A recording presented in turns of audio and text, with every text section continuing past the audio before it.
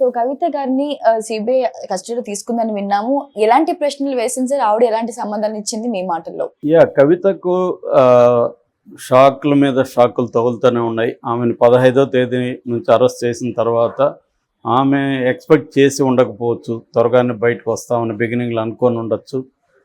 ఎందుకంటే వాళ్ళ దగ్గర ఏమీ ఆధారాలు లేవని ఆమె నమ్మి ఉండొచ్చు. కానీ వాళ్ళంతా ఈజీగా లేవు. 2 ఆర్గనైజేషన్స్, దేశంలోనే అత్యున్నతమైన 2 ఆర్గనైజేషన్స్ ఈ స్కామ్ని విచారిస్తున్నాయి. ఒకటి CBI, central bureau of investigation, 2 ED. So ఈ 2 ఆర్గనైజేషన్స్ బాగా ఇటువంటి విషయాల్లో ఆరితేరిపోయారు. ఎప్పటి నుంచో ఇదే పనిలో ఉన్నారు. అంటే ప్రతిపక్షాలని వెంటాడి వేధించడంలో ఈ 2 ఆర్గనైజేషన్స్కి ఉన్న ఎక్స్పర్టైజ్ ఇంకెవరికి లేవు. అందువల్ల ఏమీ లేకుండా కూడా క్రియేట్ చేయగలరు స్కాముల్ని, దాన్ని నమ్మించగలరు. కోర్టులో తేలవు. కోర్టులో ఎందుకంటే ప్రూవ్ చేయాలి. కోర్టులోకి వచ్చేసరికి వేరే వ్యవహారం అయిపోతుంది. అందుకని ఇప్పటి వరకు 1% కూడా, అంటే 0.42% ఈ కేసుల్లో కన్విక్షన్ రేట్ ఉందన్నమాట.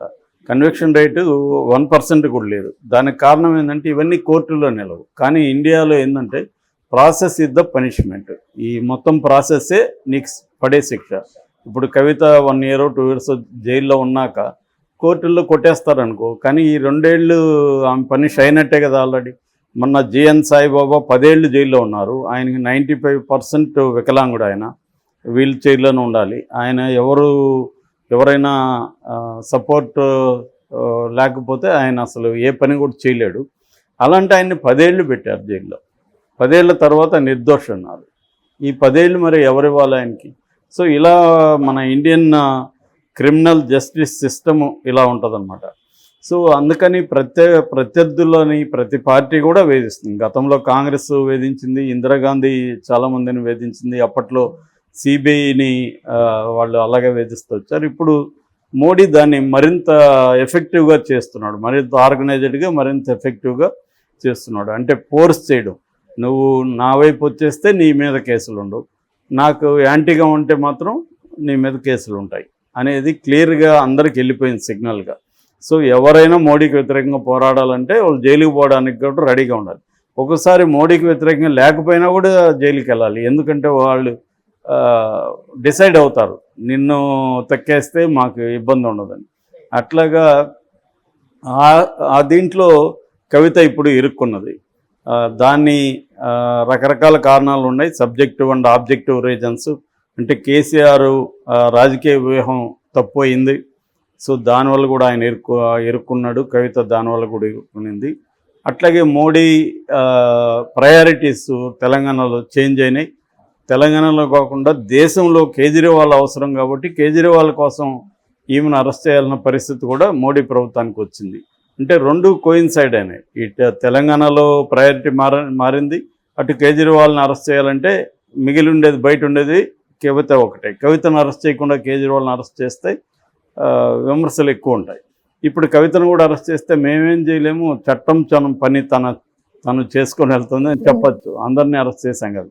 అందుకని దీంట్లో ముందు నుంచి చూస్తే మనం ఇటు వైసీపీకి సంబంధించిన విజయసాయిరెడ్డి వాళ్ళ అల్లుడు, వాళ్ళ తమ్ముడు శరత్ చంద్రారెడ్డి, అరవిందో ఫార్మా, అట్లాగే వైసీపీ ఎంపీ మాగుంట శ్రీనివాసరెడ్డి, వాళ్ళ అబ్బాయి మాగుంట రాఘవరెడ్డి. అంటే వైసీపీ వాళ్ళు దీంట్లో ఉన్నారు, ఆప్ వాళ్ళు ఉన్నారు, ఇటు బీఆర్ఎస్ ఉంది. అంటే మేము నిష్పక్షపాతంగా చేస్తున్నామని చెప్పుకోవడానికి సరిపోయే మెకానిజాన్ని వాళ్ళు ముందుగానే ప్లాన్ చేసుకున్నట్టు కనపడుతుంది. సరే, ఇప్పుడు కవితకి లేటెస్ట్ షాక్ ఏంటంటే, మామూలుగా అయితే జైలుకి వెళ్ళి సిబిఐ అక్కడ విచారిస్తామని ముందు పర్మిషన్ అడిగింది. కానీ కవిత ఏం చేసింది, దాన్ని కూడా అక్కడ వరకు ఒప్పుకొని ఉంటే కవిత జైల్లోనే విచారించుండేవారు. కానీ కవిత దాన్ని ఛాలెంజ్ చేస్తూ కోర్టులో పిటిషన్ ఇది. దాంతో వీళ్ళు ఏం చేశారు, అసలు కవిత మీద ఇంకా అనేక ప్రూఫ్స్ కొత్తగా వచ్చాయి మాకు అని కస్టడీ పిటిషన్ వేశారు. కస్టడీ పిటిషన్లో అనేక విషయాలు బయటకు వచ్చాయి. సో ఇప్పుడు దానికోసం కస్టడీ 3 రోజులకు అప్పగించింది రౌసావని కోర్టు. సో ఇప్పుడు సిబిఐ హెడ్ క్వార్టర్లో 3 రోజులు కవితను పెట్టుకుని వాళ్ళు విచారిస్తారు. నాకు తెలిసి మళ్ళీ ఎక్స్టెండ్ కూడా అవుతుంది. ఎందుకంటే 3 రోజులు సరిపోలేదు, కవిత మేము అడిగినా చెప్పట్లేదు, మాకు ఇంకొన్ని రోజులు టైం కావాలి అని అడుగుతారు, కోర్టు ఇస్తుంది. అలాగా కవిత ఒక 10 రోజులు ఉన్నా కూడా సిబిఐ కస్టడీలో ఆశ్చర్యపోనక్కర్లేదు.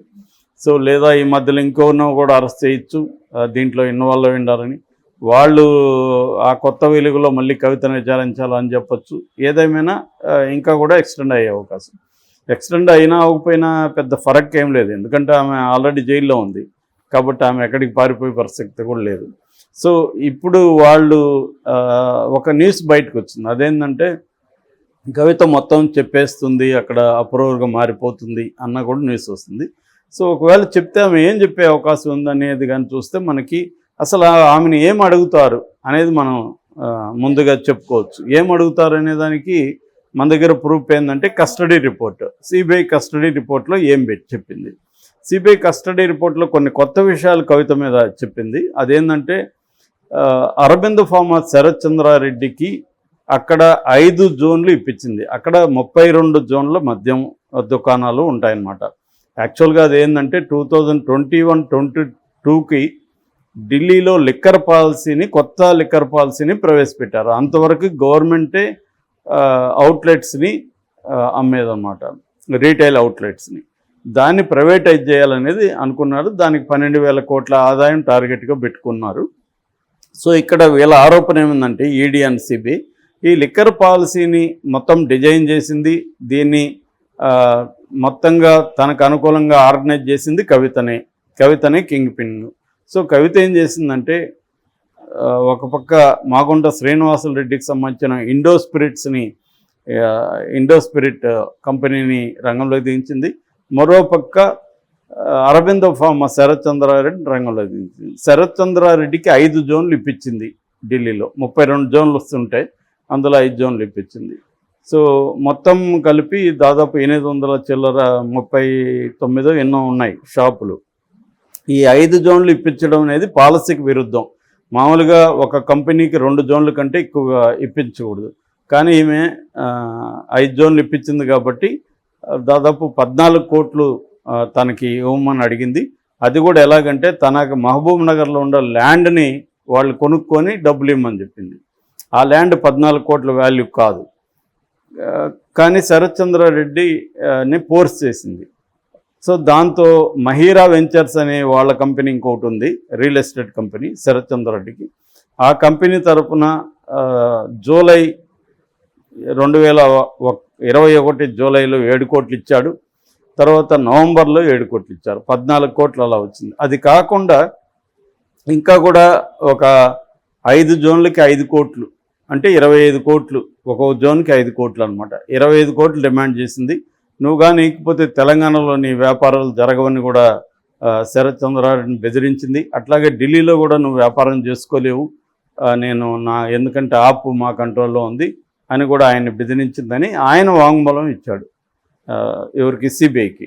సో ఈ వాంగ్మూలాన్ని ఇప్పుడు కోర్టు ముందు ప్రవేశపెట్టారు. సో ఇలా ఇచ్చాడు కాబట్టి ఈమె ఇన్వాల్వ్మెంట్ క్లియర్గా ఉంది అనేది.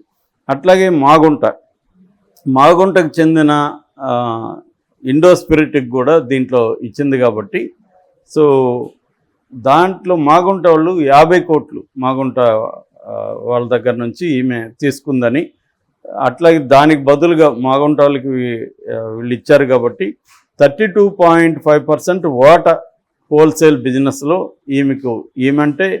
ఈమె బినామీ అరుణ్ రామచంద్ర పిల్లై అతని పేరు, అతను బినామీ. అతను కూడా అరుణ్ రామచంద్ర పిల్లై కూడా అప్రూవర్గా మారి ఇవన్నీ నిజమే, కవితనే ఇదంతా చేసింది అని అతను కూడా ఒప్పుకున్నాడు. ఇదంతా డీల్ చేసింది ఎవరంటే ఆపు తరపున విజయ్ నాయర్ అనే ఒక వ్యక్తి. అతను ఎవరంటే ఆపు కమ్యూనికేషన్స్ ఇన్ఛార్జ్ అనమాట.